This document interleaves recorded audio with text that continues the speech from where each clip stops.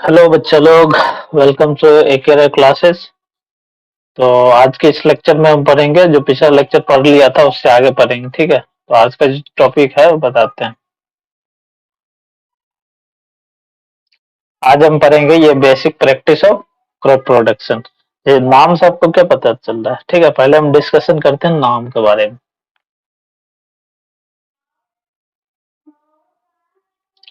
कि नाम से क्या मतलब, यहाँ क्या लिखा है कि बेसिक प्रैक्टिस, ठीक है। बेसिक प्रैक्टिस मतलब of crop production. Crop production में जो जो प्रैक्टिस हम करते हैं, ठीक है, जो जो प्रैक्टिस करते हैं, क्या मतलब है कि जो जो एक्टिविटी हम करते हैं क्रॉप प्रोडक्शन के लिए, ठीक है। जैसे कि अगर हम क्या बोलते हैं, सबसे पहले क्या करते हैं, सॉइल को प्रिपेयर करते हैं, ठीक है ना। सॉइल सॉइल प्रिपरेशन होता है, ठीक है। फिर इसमें मैन्योर डालते हैं। मैन्योर मतलब क्या? खाद खाद डालते हैं, ठीक है। तो इसी तरह हम बहुत सारा एक्टिविटी करते हैं, तब जाकर हमें क्या मिलता है, क्रॉप प्रोडक्शन मिलता है, ठीक है। इसी में जैसे हम ये भी करते हैं, प्लॉइंग भी करते हैं, ठीक है। तो फिर जाकर सोइंग भी करते हैं। तो ढेर सारा एक्टिविटी है जो कि हम क्रॉप प्रोडक्शन में करते हैं, जैसे यही सब एक्टिविटी है, तो इसी को क्या बोलते हैं, बेसिक प्रैक्टिसेस, ठीक है। तो हम हर एक पॉइंट, हर एक डेफिनेशन को एक एक करके समझेंगे, ठीक है। तो अगर आप चैनल पर नए हैं तो आप चैनल को जरूर सब्सक्राइब करिए और वीडियो के अंत तक देखिएगा, ठीक है। ये बहुत अच्छा बनाया है हम आपके लिए। इसमें हर पॉइंट, जितना भी पॉइंट रहता है, इंपॉर्टेंट पॉइंट आपके लिए है, वो हर चीज कवर किए हैं। और दूसरी बात क्या है कि इसमें आपको नोट लिखने में भी दिक्कत नहीं होगा, हम सब सारा पॉइंट यहाँ पे मेंशन कर दिए। आप क्या करिए, वीडियो को पॉज करके जैसे मन है वैसे आप स्क्रीनशॉट लेने का मन है स्क्रीनशॉट ले लीजिए, जैसे मन है वैसे क्या करिए, इसको उतार लीजिए आप अपने कॉपी में, ठीक है। ये आगे आपके एग्जाम के लिए बहुत ज्यादा इंपॉर्टेंट होगा, ठीक है। तो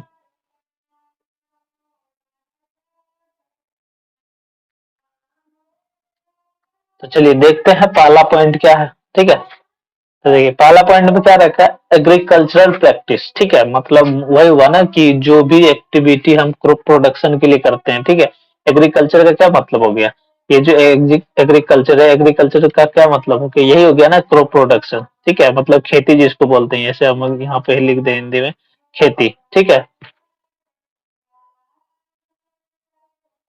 थोड़ा सा राइटिंग गड़बड़ हो रहा है, ठीक है। तो आप थोड़ा एडजस्ट कर लेना। मैं कोशिश कर रहा हूँ कि अच्छा सा लिख दूं, ठीक है। तो खेती यही होता है ना, खेती। तो इसमें खेती में क्या होता है, क्रॉप प्रोडक्शन ही होता है ना, क्रॉप प्रोडक्शन को ही खेती बोलते हैं, क्रॉप प्रोडक्शन, ठीक है। तो थोड़ा हैंड राइटिंग गड़बड़ है, तो आप क्या करना, थोड़ा सा एडजस्ट करना। आ, इसलिए गड़बड़ है कि हम पेन टेप पे लिख रहे हैं तो प्रैक्टिस उतना है नहीं, जितना प्रैक्टिस है उतना में हम कोशिश कर रहे हैं लिखने के लिए, ठीक है।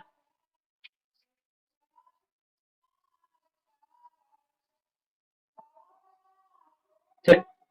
तो उसी अब जो हम इसमें क्या करेंगे, जो भी क्रॉप में होगा, जो भी खेती के लिए में जो भी प्रैक्टिस करेंगे, जो भी प्रैक्टिस का क्या मतलब है, जो भी एक्टिविटी हम करेंगे, तो सारा एक्टिविटी क्या कहलाएगा, हमारा एग्रीकल्चरल एक्टिविटी कहलाएगा, एग्रीकल्चरल प्रैक्टिस कहलाएगा, ठीक है। तो देखिए इसका डेफिनेशन क्या है, डेफिनेशन पढ़ते हैं पहले।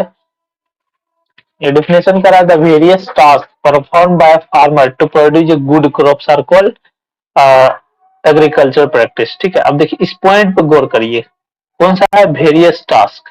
वेरियस टास्क का मतलब है कि जैसे कौन परफॉर्म करता है, फार्मर, ठीक है। और किसके लिए, क्यों करता है, गुड क्रॉप के लिए, ठीक है। जैसे कि अगर हम बात करें मक्के की खेती, ठीक है।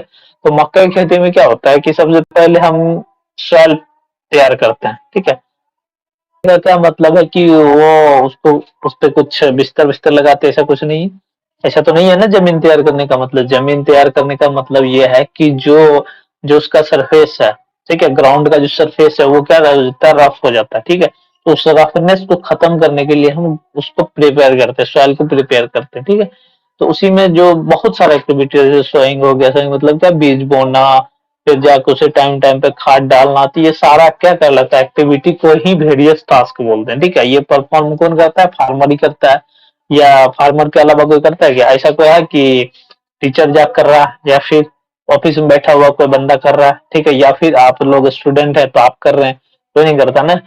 सिर्फ वही करता है जो किसान है, ठीक है। किसान के अलावा किसी को उतना आइडिया भी नहीं होता है कि भाई कब क्या करना है, कौन सा एक्टिविटी कब करना है, ये सब नहीं पता रहता, लेकिन किसान को क्या रहता है, ये हर चीज पता रहता है, ठीक है। तभी जाकर हमें क्या मिलता है, गुड क्रॉप्स मिलता है, ठीक है। आप जब देखे होंगे कि अनाज अच्छा आया है, या फिर अनाज सही सही है, सड़ा गला नहीं है, एकदम दाना भी ठीक ठाक है, ठीक है। तो जैसे आप चावल का ही देखें तो घर में अच्छा चावल आता है तो बोलते हैं हाँ चावल अच्छा है, मतलब चावल तभी ना अच्छा होगा जब हमारा खेती अच्छा होगा। अगर खेती अच्छा नहीं होगा तो चावल ऑब्वियसली अच्छा नहीं होगा, ठीक है। तो उसी को क्या बोलते हैं, गुड क्रॉप्स, ठीक है। इस सारा चीज को, इस डेफिनेशन का जो मतलब है, ये डेफिनेशन फोकस किस पे कर रहा है, एग्रीकल्चर प्रैक्टिस पे, ठीक है। तो ये डेफिनेशन को आप क्या करिए, नोट कर लीजिए, ठीक है। The various task perform by farmer to produce good crops are called agriculture practice, ठीक है। देखिए अगला पॉइंट क्या कह रहा है कि the following is the agriculture practice for the crop production. अब क्रॉप प्रोडक्शन के लिए कौन कौन सा प्रैक्टिस हो रहा है उसके बारे में हम जानेंगे अभी, ठीक। एक सबसे पहला पॉइंट क्या है, प्रिपरेशन ऑफ सॉइल। अभी हम क्या करते हैं कि जितना भी प्रैक्टिस है, ठीक है, उस सारा का लिस्ट अभी हम दे रहे हैं, और उस सारे लिस्ट को, सारे प्रैक्टिस को क्या करेंगे हम, वन बाय वन डिटेल में जानेंगे, ठीक है। तो अभी पहला में क्या है, एग्रीकल्चर प्रैक्टिस, ठीक है। और दूसरे में क्या है, सोइंग, सॉरी, पहले में क्या है, प्रिपरेशन ऑफ सॉइल, दूसरे में क्या है, सोइंग। सोइंग का क्या मतलब है कि बीज बोना। प्रिपरेशन ऑफ सॉइल का क्या मतलब है, अभी हम बोले कि जमीन को तैयार किया जाता है, ठीक है। सोइंग के बाद थर्ड नंबर पे क्या है, एडिंग मैन्योर और फर्टिलाइजर, ठीक है। अब फसल फसल उगा रहे हैं, ठीक है, तो उसमें क्या जरूरी है, खाद तो देना जरूरी है ना। खाद का क्या मतलब है, उसको न्यूट्रिएंट्स मिलता है, ठीक है। उसको जैसे कि इंसान को क्या मिलता है, खाता है तो एनर्जी मिलता है। तो उसी तरह प्लांट के लिए क्या है कि प्लांट को एनर्जी चाहिए, तो उसको हम क्या करते हैं, खाद प्रोवाइड करते हैं। और खाद का ये भी काम होता है कि मान लीजिए फसल पे कोई कीड़ा मकोड़ा या कुछ भी लग गया, तो वो क्या करता है, खाद उसको खत्म करता है, ठीक है। तो ये जरूरी है, टाइम टाइम पे खाद देना या वाटर देना, ये सारा चीज जरूरी है, ठीक है। तो दूसरी बात क्या है, रिमूवल्स ऑफ वेट वीड्स, ठीक है। जैसे देखिए आप फसल उगा रहे हैं, तो फसल में क्या होता है कि फसल के साथ साथ कुछ क्या रहता है, जंगली पेड़ पौधा भी उग जाता है। तो उस जंगली पेड़ पौधा को क्या करना है, साफ करना है। साफ क्यों किया जाता है, साफ इसलिए किया जाता है कि उस जमीन का न्यूट्रिएंट्स जो है वो किसी दूसरे के हिस्से में ना जाए, ठीक है। वो सारा न्यूट्रिएंट्स कौन ऑब्जर्व करे, प्लांट ही ऑब्जर्व करे। तभी जाके क्या होगा, प्लांट को एक सफिशिएंट अमाउंट ऑफ न्यूट्रिएंट्स मिलेगा। जब उसको सफिशिएंट अमाउंट ऑफ न्यूट्रिशन मिल जाएगा तो वो जो उसका जो दाना होगा या जो भी ग्रेन्स होगा, सारा क्या होगा, अच्छा क्वालिटी का होगा, ठीक है। तब उसको क्या बोलने लगेंगे कि हाँ गुड क्रॉप्स हुआ। तो ये सब चीजें क्या है, जरूरी है। तो इसीलिए हम रिमूवल ऑफ वीड्स करते हैं वहां पे, ठीक है। और फिर क्या है, हार्वेस्टिंग, उसके बाद है फिर सिक्स नंबर में storage of food grain. Harvesting का क्या मतलब है, कटाई छटाई करना, ठीक है। जब फसल हमारा तैयार हो जाता है, मतलब पक जाता है अच्छे से, तो हम क्या करते हैं, उसको काटते हैं। अब मान लिए कट गया, जिसको बोलते हैं हार्वेस्टिंग, कट गया, ठीक है। फसल कटने के बाद उसको कहीं ना कहीं रखेंगे ही, ऐसा तो नहीं है कि हम फसल खेत काट लिए खेत में और खेत में ही छोड़ दिए, पता चला कुछ दिन के बाद वो फसल सड़ गल गई है, खत्म, जो खाने लायक ही नहीं रहा। तो इसीलिए उस फसल को क्या करते हैं, एक सही जगह पे स्टोर करते हैं जहाँ पे वो खराब ना हो, ठीक है। आप घर में देखे होंगे कि आपके घर में ही बहुत सारा जगह होगा जहाँ पे गेहूं रखा होगा या फिर चावल रखा होगा, ऐसा जगह रखा जाता है जहाँ वो खराब ना हो, खराब भी ना हो। और दूसरी बात क्या है, चूहा वगैरह ये सब ना खाए, ठीक है। तो उस चीज से भी बचाया जाता है, ठीक। तो अब हम ये क्या करेंगे, जितना भी पॉइंट है, ये सारा पॉइंट,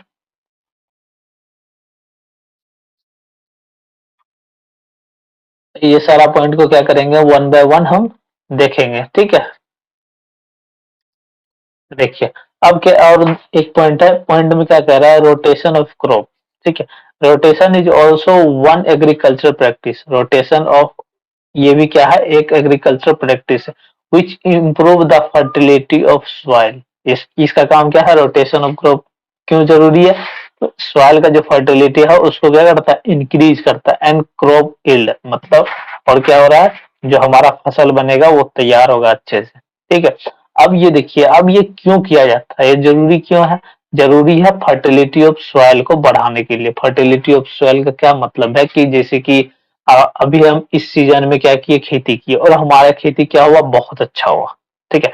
तो बहुत अच्छा खेती का क्या मतलब है कि क्रॉप को एक अच्छे अमाउंट में न्यूट्रिएंट्स मिल रहा है, ठीक है? तो न्यूट्रिएंट्स जब उसको मिल रहा है अच्छा तो क्रॉप अच्छा हुआ, ठीक है? उस क्रॉप को क्या किए काट लिए। अब काटने के बाद जैसे हम बोले कि मक्के का ही क्रॉप था, ठीक है? मक्के का गेहूँ कोई एक ले ले, तो गेहूँ का क्रॉप था, ठीक है? तो उसको हम काट लिए, काटने के बाद हम फिर से दोबारा गेहूँ लगाएँगे।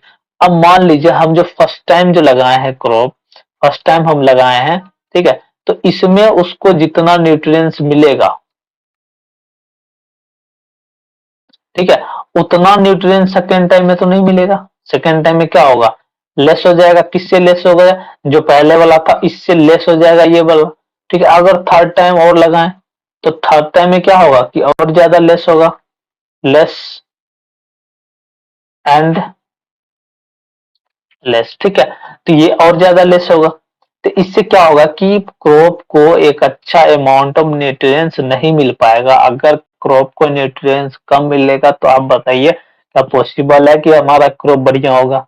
ऑब्वियसली नहीं है पॉसिबल, ठीक है? तो इसीलिए हम क्या करते हैं कि जैसे कि अगर हम बोले इस सीजन में, एक सीजन में अगर हम वेट का लगाए हैं तो दूसरे सीजन में हम क्या करेंगे? कोई दूसरा अदर अदर क्रॉप लगाएंगे, ठीक है? ऐसा ये ही नहीं लगाएंगे, हम कुछ दूसरा लगाएंगे जिससे कि सॉइल को क्या मिले, एक मौका मिल जाए ढेर सारा न्यूट्रिएंट्स इकट्ठा करने के लिए, ठीक है? तो सॉइल में क्या होता है, हम फिर जाके एक क्रॉप काटे दूसरा क्रॉप के बीच में क्या डालते हैं, खाद वगैरह डालते हैं या जो भी वेस्ट मटेरियल रहता है घर का, ठीक है? वो डालते हैं। जैसे कि अगर हम बोले गोबर जानते ही होगा, तो गोबर डालते हैं या फिर राख जानते ही हैं, ठीक है? तो राख डालते हैं। तो ये सारा चीज क्या करता है कि क्रॉप जो सॉइल में है न्यूट्रिएंट्स कम हो जाता है, उसको फिर से क्या करता है, पूरा कर देता है, फुलफिल कर देता है, ठीक है? इसीलिए जो पहला क्रॉप कट गया उसके बाद हम कुछ टाइम देते हैं सॉइल के लिए, फिर जाकर दूसरा क्रॉप लगाते हैं, ठीक है? तो एक छोटा सा टाइम इंटरवल होता है बिटवीन टू एनी क्रॉप, ठीक है? तो जो दो भी फसल रहता है उसके बीच में कुछ टाइम देते हैं हम। तो उसी को क्या बोलते हैं, रोटेशन ऑफ क्रॉप्स। मतलब एक क्रॉप हुआ फिर दूसरा होगा फिर तीसरा होगा, मतलब एक ही क्रॉप को लगातार हम नहीं कर सकते। अगर लगातार करेंगे तो हमारा क्वालिटी खराब हो जाएगा, ठीक है? तो देखिए और फिर क्या रहा है कि following are the description of all the agriculture practice. अब जो नीचे हम देखेंगे ना वो क्या देखेंगे कि जो जितना सारा एग्रीकल्चरल प्रैक्टिसेज है तो सबके बारे में एक एक करके हम देखते हैं, ठीक है? अब जो हमारा पहले क्या है, प्रिपरेशन ऑफ सॉइल, ठीक है? प्रिपरेशन ऑफ सॉइल का क्या मतलब है कि हम सॉइल तैयार करेंगे। सॉइल तैयार करने का ये मतलब नहीं है कि उस पे हम बेड बिछाएंगे या फिर उसको अच्छे से झाड़ू पोछा ऐसा लगाएंगे, ऐसा कुछ नहीं है, ठीक है? सॉइल प्रिपरेशन का मतलब है कि जो सॉइल का सरफेस हार्ड हो गया है उसको क्या करना है, स्मूथ करना है, ठीक है? स्मूथ करने का क्या मतलब है कि वो जैसे हार्ड रहता है। हार्ड का क्या मतलब है, हार्ड का क्या मतलब है, देखिए इस टाइप का वो रहेगा, ठीक है? और तो इसको क्या करते हैं, मान लीजिए ये सरफेस ऐसा है, ठीक है? मतलब पत्थर टाइप का लगता है कि पूरा हार्ड रहता है। तो इसको हम क्या करते हैं, तोड़ते हैं, ठीक है? अगर मान लिए सरफेस ऐसा है तो इसको क्या करेंगे, ये सरफेस ऊपर का हार्ड हो जाता है तो इसको क्या करते हैं, थोड़ा सा तोड़ देते हैं। तोड़ने का क्या मतलब है कि यहाँ पे गड्ढा कर दिए या फिर प्लॉइंग करते हैं तो ये सब क्या होता है, उखड़ जाता है और ये इसका जो सॉइल, जो दो सॉइल रहता है इसके बीच कम्पैक्टनेस खत्म हो जाता है और ये क्या हो जाता है, दाना दाना टाइप का हो जाता है, जो सॉइल का मॉलिक्यूल्स दिखने लगता है, ठीक है? तो उसी को वही हम कहते हैं, उसी को बोलते हैं प्रिपरेशन ऑफ सॉइल। इसमें क्या होता है कि आसानी से यहाँ पे एयर है सॉइल के अंदर जा सके, ठीक है? जब सॉइल के अंदर एयर जाएगा, जो हम यहाँ पे बीज बोएंगे उसको क्या मिलेगा, एयर मिलने लगेगा और नीचे से क्या मिलेगा, और भी ढेर सारे न्यूट्रिएंट्स मिलेगा, फिर वाटर भी मिल जाएगा, ऊपर से डालेंगे वाटर तो भी मिल जाएगा, और दूसरी बात क्या है, सन एनर्जी भी जाने लगेगा यहाँ पे, ठीक है? तो इसीलिए हम सॉइल का क्या करते हैं, प्रिपेयर करते हैं, ठीक है? तो देखिए पहला पॉइंट क्या है, इसमें पहला पॉइंट क्या है, पहला है upper layer of upper layer of earth होगा, ठीक है? Upper layer of earth,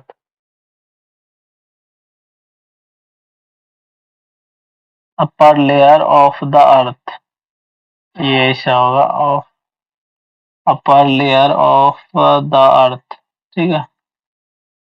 is called soil, is called soil, ठीक है? तो सॉइल किसको बोलते हैं, अर्थ का जो अपर लेयर है। जैसे कि अगर हम ये बोले अर्थ है तो इसका जो अपर लेयर होगा सबसे ऊपर वाला लेयर, तो इसको क्या बोलेंगे, सॉइल बोलेंगे, ठीक है, इस बात का ध्यान रख लीजिए।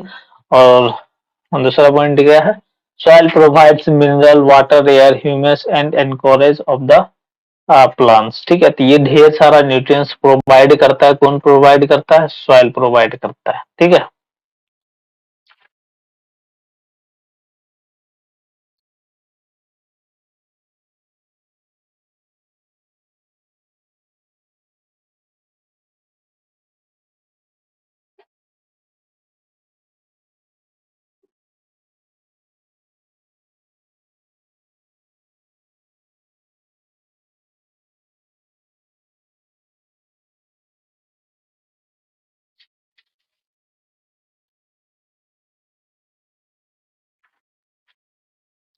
आप ये जानते हैं एनकरेज मतलब क्या है, कि उसको होल्ड करने के लिए। ठीक है, ये सॉइल के पास एबिलिटी होता है ना उसको होल्ड करने का।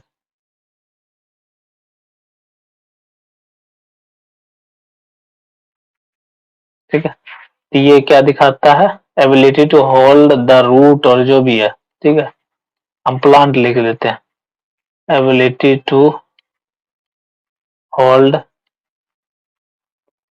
Roots of plants. ठीक है, प्लांट का जो रूट है उसको होल्ड करने की एबिलिटी को क्या बोलते हैं? एनकरेज। ह्यूमस तो आप जानते ही होंगे। ठीक है, ह्यूमस जो न्यूट्रिएंट्स प्रोवाइड करता है, एयर भी आप जानते हैं, वाटर भी जानते हैं, मिनरल तो जानते ही हैं। ठीक है, तो ये सारा चीज हमको किससे मिलता है? सॉइल से ही मिलता है। ठीक है, तो ये सारा चीज को आप क्या करिए, ध्यान रखिए और इसको नोट करते जाइए एक एक चीज। ठीक है,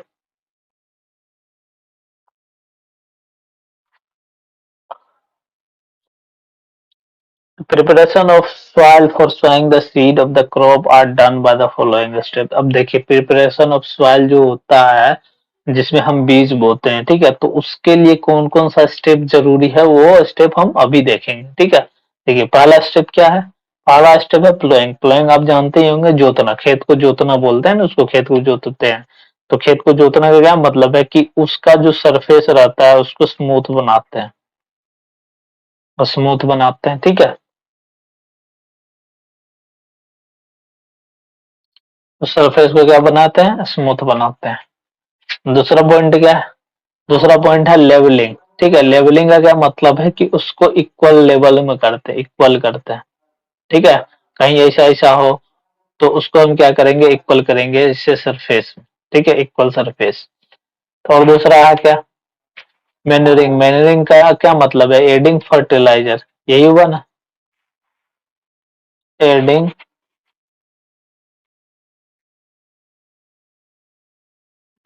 फर्टिलाइजर। देखिए, अब पहला पॉइंट है, पहला जो है एम्प्लॉइंग, उसके बारे में पढ़ते हैं।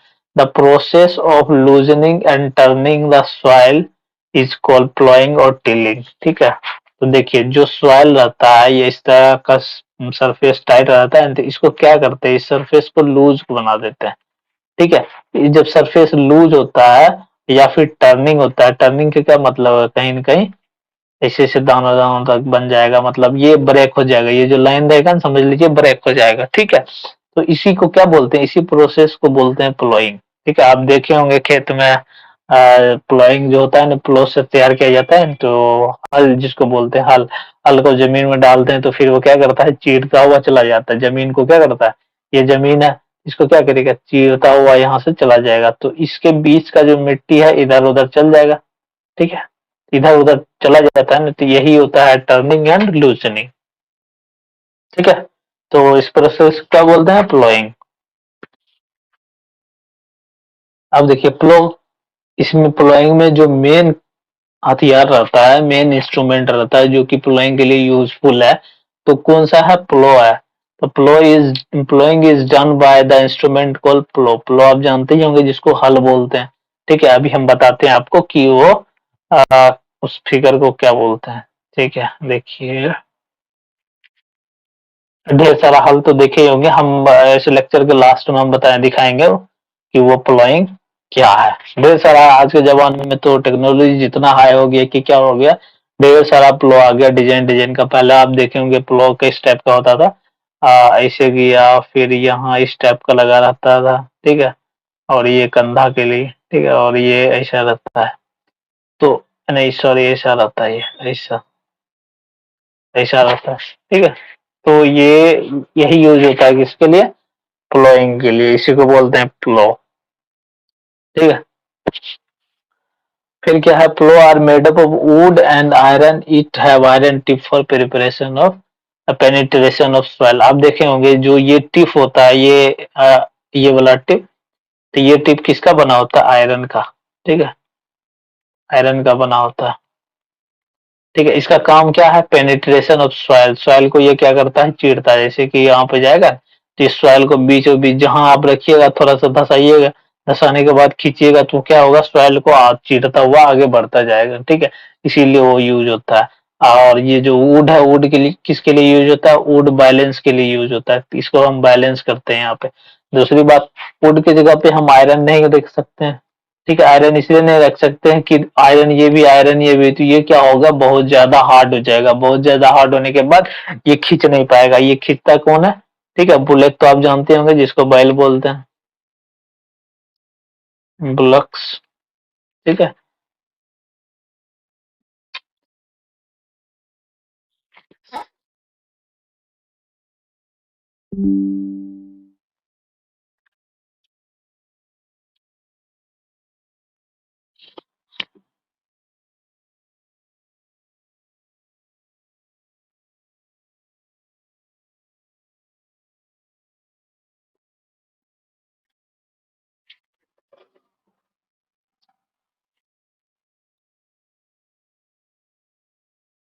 ये सारा एक्टिविटी किसके द्वारा किया जाता है? बुलॉक्स, ठीक है। बुलॉक का मतलब है बैल, जो आप देखे होंगे कि बैलगाड़ी रहता है, जो दो बैल रहता है, दोनों बैल के कंधे पे ये प्लो दिया जाता है और फिर क्या करता है? खींचता है वो, ठीक है। अब देखिए, प्लो इज पुल्ड बाय द बुलेक और ट्रैक्टर। ट्रैक्टर भी आप देखे होंगे, बुलेक तो आप जानते ही होंगे, बैलगाड़ी जिसको बोलते हैं, बैल दो रहता है उसको बोलते हैं बुलेक। और ट्रैक्टर भी देखे होंगे, ट्रैक्टर के पीछे में लगा रहता है प्लो, तो वो क्या करता है? खींचता है। तो तब जाके क्या होता है? प्लोइंग होता है, कि मतलब जमीन जितना रहता है उसको लूज करने के लिए यूजफुल होता है। सबका हम फिगर दिखाएंगे लास्ट में, अभी आप टेंशन नहीं लेने का कौन कौन सा चीज है। ये होता है, ploughing is done by the following reason. अब जो हम प्लोइंग कर रहे हैं उसके उसके पीछे भी कुछ ना कुछ कारण होगा, तभी हम प्लोइंग करेंगे।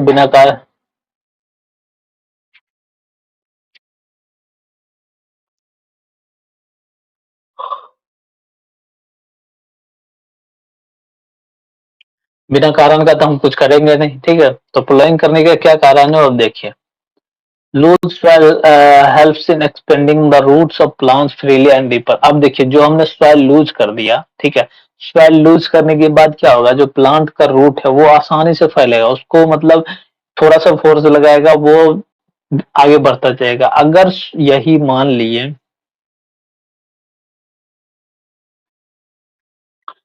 लीजिए ये सॉइल का रूट है, ऐसा ऐसा रूट है, ठीक है।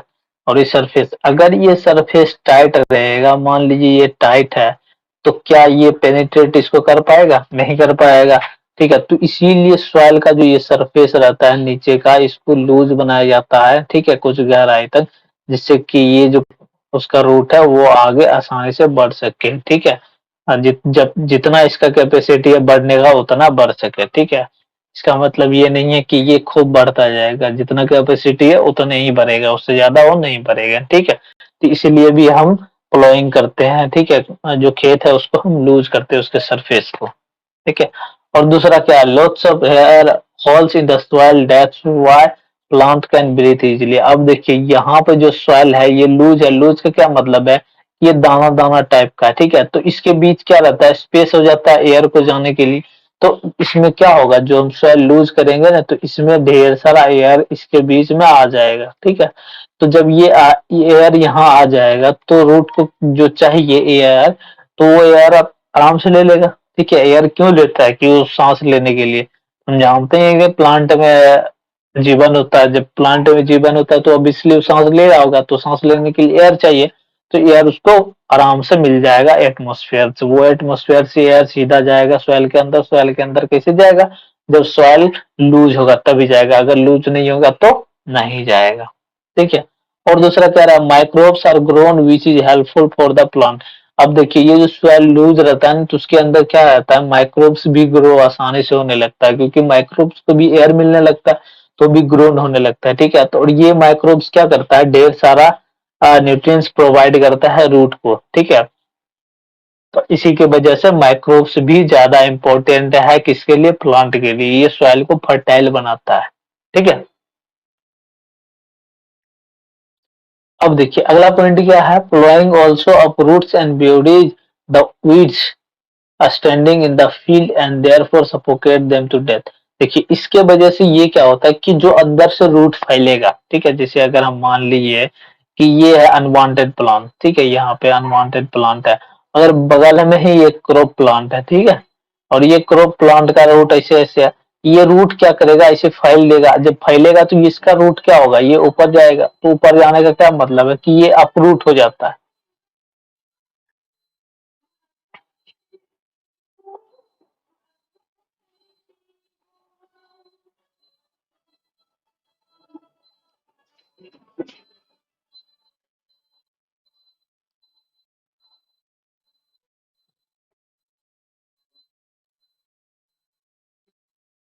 ये अप्रूट हो गया, अप्रूट होने के बाद इसको क्या होगा कि सफिशिएंट ऑफ एयर नहीं मिल पाएगा, एयर इसको मिल नहीं पाएगा, एयर जब मिलेगा नहीं तो इसको क्या होगा, सफोकेशन होगा।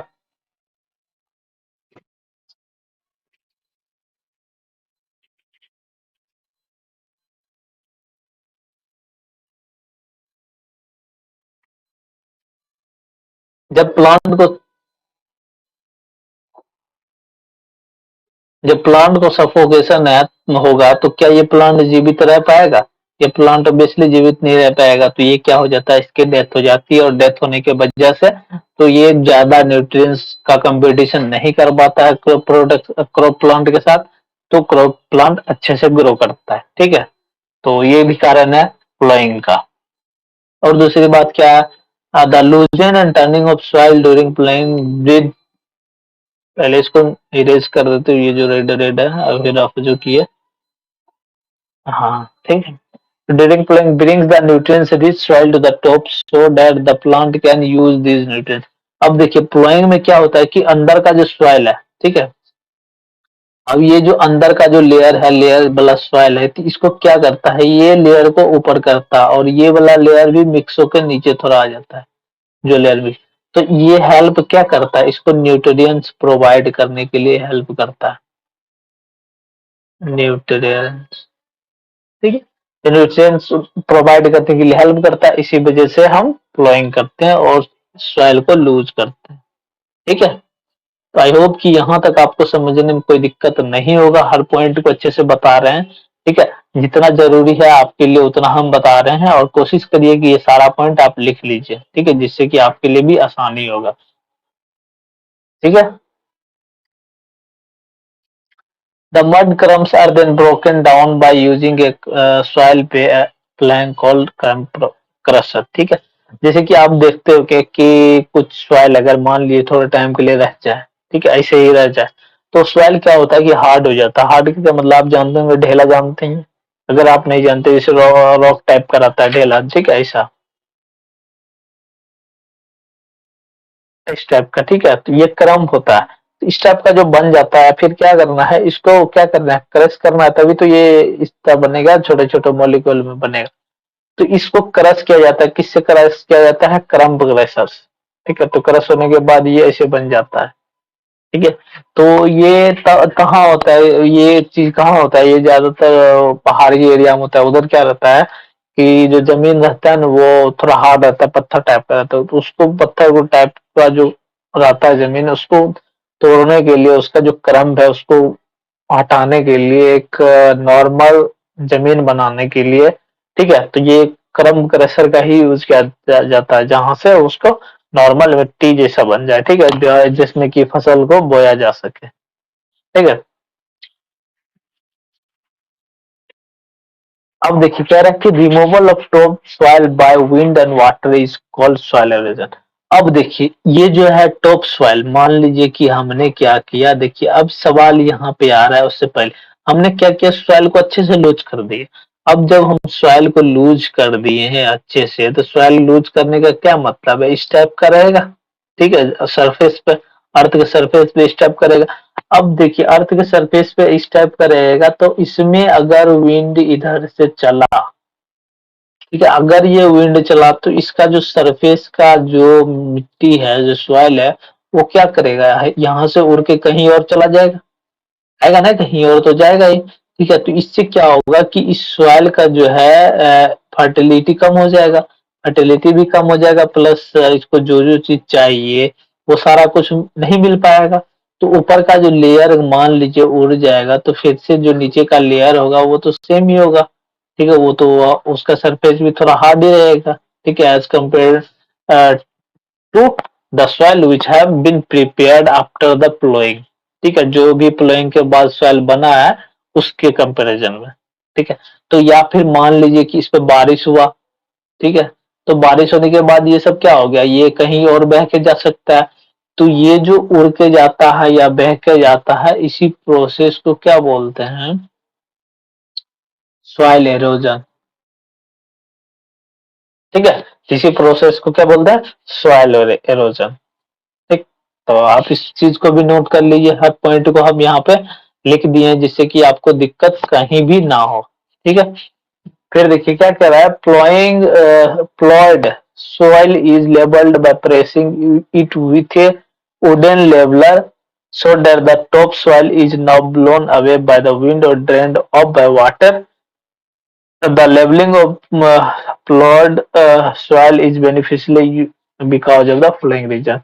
अब देखिए सबसे पहले हम ये समझते हैं, यहाँ यहाँ जो पॉइंट है इस पॉइंट तक हम समझते हैं पहले। ठीक है, देखिए सबसे पहले क्या कह रहा है कि जो हमने प्लॉट सॉइल बनाया है, ठीक है, ये सॉइल है, इसके ये स्टेप स्टेप का बना ही होगा ना कि अगर हम पहले इस पे प्लॉट चलाए हैं तो ये ऐसा बना होगा, ऐसा बना होगा, कैसा भी कैसा करके इसका सरफेस बना होगा। ठीक है, अब इस सरफेस पे एयर के वजह से सॉइल एरोजन हुआ या वाटर की वजह से सॉइल एरोजन हुआ।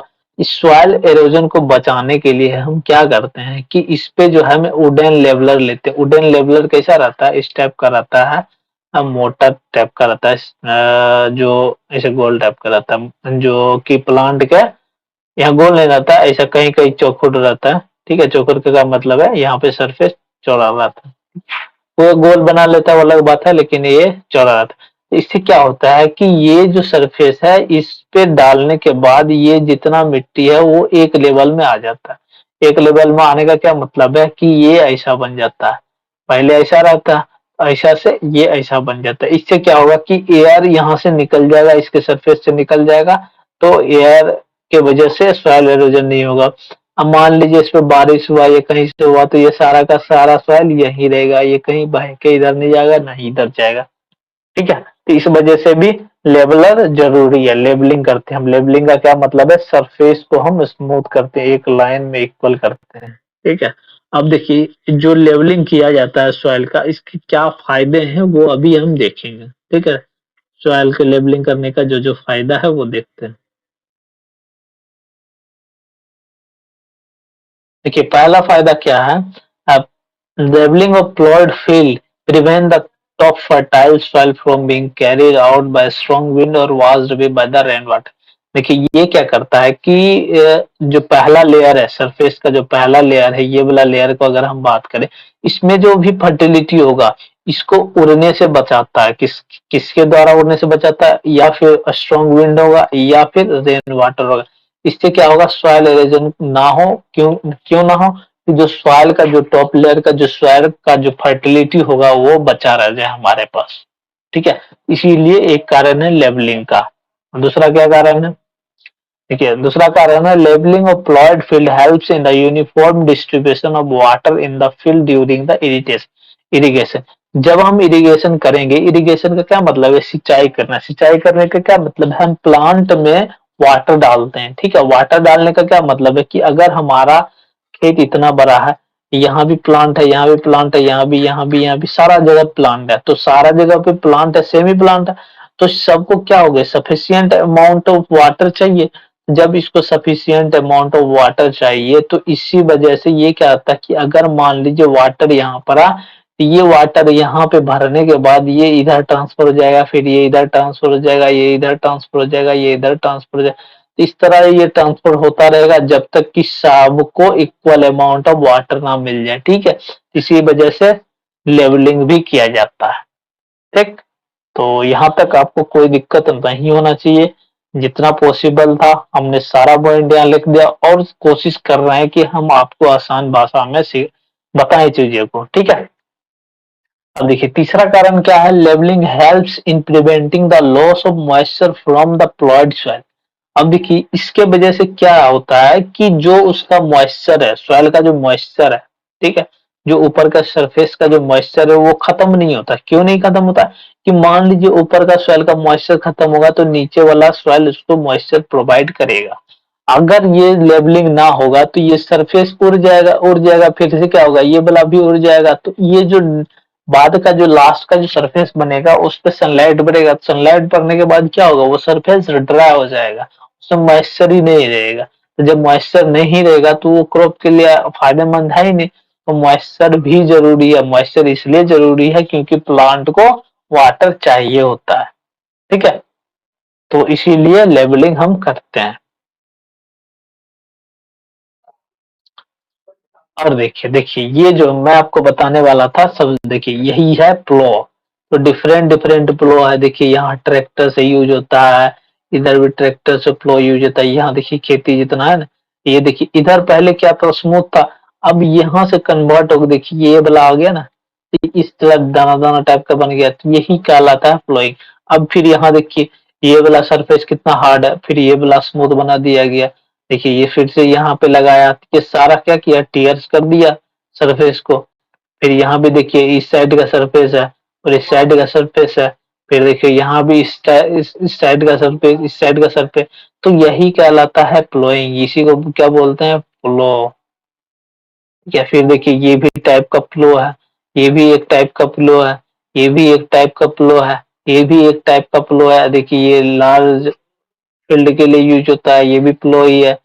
फिर ये भी प्लो है, देखिए ये भी प्लो है, ये भी प्लो है, ठीक है? और ये भी प्लो है, ये भी है, और ये भी है, और ये भी है। तो ये जितना है मॉडर्न युग के लिए सारा का सारा क्या है, प्लो है, जो कि हम यूज करते हैं किसके लिए, जो अभी हम बताए थे आपको प्लोइंग में यूज करते हैं, उसी के लिए ये सारा चीज है, ठीक है? अब लेवलिंग का हम बात कर रहे हैं तो लेवलिंग का ही पहला पॉइंट देख लेते हैं। ये जो लेवलिंग किया जाता है वो किसके के द्वारा किया जाता है, उस इंस्ट्रूमेंट का नाम होता है लेवलर, ठीक है?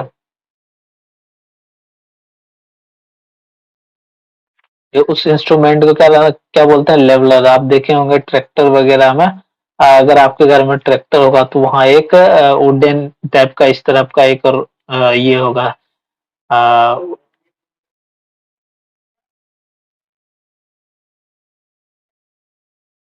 एक वुड होगा, ठीक है?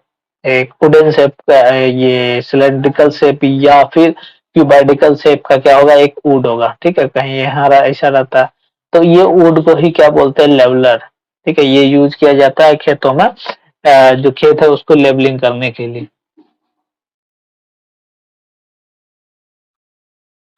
देखिए अगर आप अगला पॉइंट लिखा है मैन्योरिंग, ठीक है? मैन्योरिंग का क्या मतलब है कि हम जो है सॉइल में फर्टिलाइजर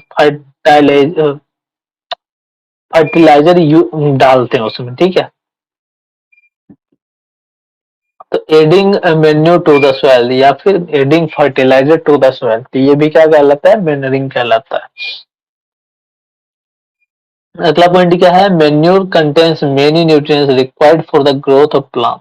देखिए हम बोलते हैं ना कि मैन्योर जो रहता है, जो भी खाद रहता है, उसके पास क्या रहता है, बहुत सारा न्यूट्रिएंट्स रहता है। जो जो न्यूट्रिएंट्स प्लांट के लिए जरूरी है वो सारा न्यूट्रिएंट्स रहता है, तो इसी से प्लांट का ग्रोथ भी क्या होता है, अच्छा होता है।